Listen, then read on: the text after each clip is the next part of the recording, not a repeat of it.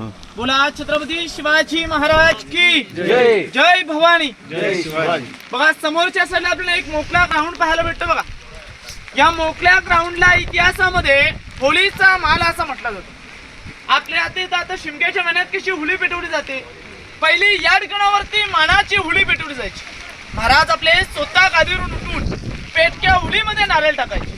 जो बहादर पेटक्या होळीतून हाताने नारळ बाहेर काढत त्याला हातातला 1.25 किलो सोन्याचा कडा, मानाचा घोडा आणि मानाचा पेटावून बक्षीस दिलं जायचं. वयाव्या 9 वर्षामध्ये असतानाच धर्मवीर छत्रपती संभाजी महाराजांनी कल्ला गेला. त्यांच्यावरती एक शेर आहे की वाघाच्या जबड्यात घालून हात मोजती दात, हीच खरी मर्द मराठ्याची जात.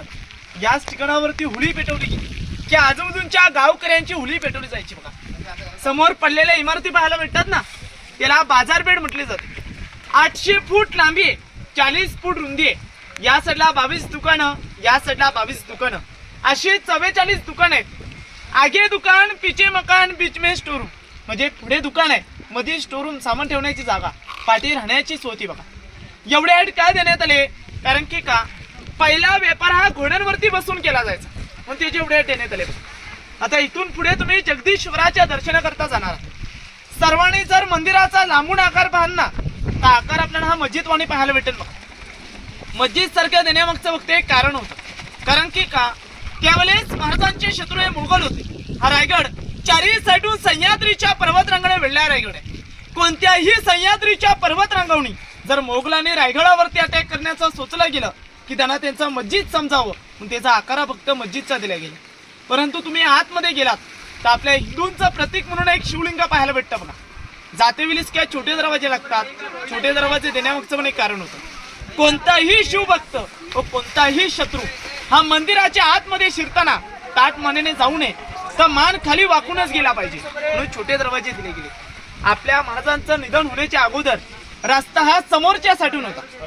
निधन झाल्यानंतर पाठच्या साईडून करण्यात आला. कारण की का आपल्या इथं बघा मंदिरांची कोणतीही गेट बघा सूर्य उगवत्या साईडलाच असतात. याचा पण पहिला सूर्य उगवत्या साईडलाच होता. समोरच आपल्या महाराजांची समाधी बांधण्यात आली, म्हणून रस्ता हा पाठच्या साईडून करण्यात आला.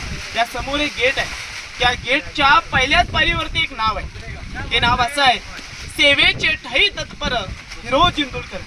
ज्यांनी हा रायगड बांधला गेला ना, त्या त्यांच्या नावांची पाठी बघा. महाराज त्यावेळेस मोहिमेवरती गेले होते. जे हिरो जिंतूरकरांच्या मोहरा दिल्या होत्या म्हणजे पैसे, या रायगड किल्ल्याच्या बांधकामामध्ये अर्धोड संपले होते.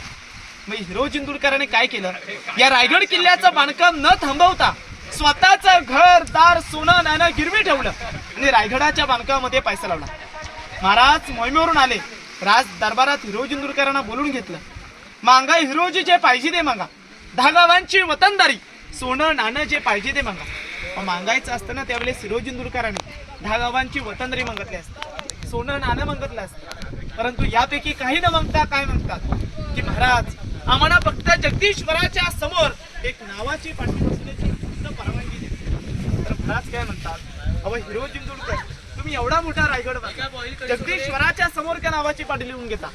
अहो जर नावाचीच पाटी लिहायची असेल, रायगड किल्ल्याचा मेन गेट आहे, त्या मेन गेटच्या पहिल्या भिंतीवरती लिहून घ्या, किंवा नगारखाना आहे या नगारखान्याचे लिहून घ्या. ते येणारे सर्वजण ताट मानेन तरी बघतील.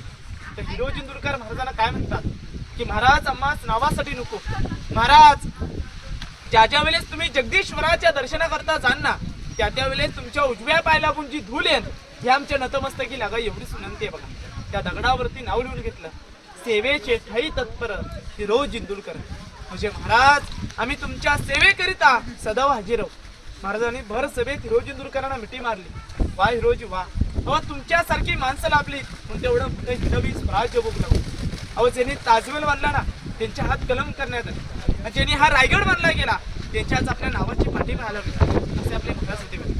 समोरच आपल्या महाराजांची समाधी, संपूर्ण रायगड उद्ध्वस्त झाला. गडावरती पहिली व्यक्ती महात्मा ज्योतिबा फुले याने आपल्या महाराजांच्या समाधीचा शोध 1869 मध्ये लावला. बघा तेव्हा एक वाघे कुत्र्याची समाधी, त्याच्यावरती काय वाद चालू आहे. इतिहासकारांची मते स्पष्ट झाली नाही, त्याची माहिती स्टॉप करण्यात आली.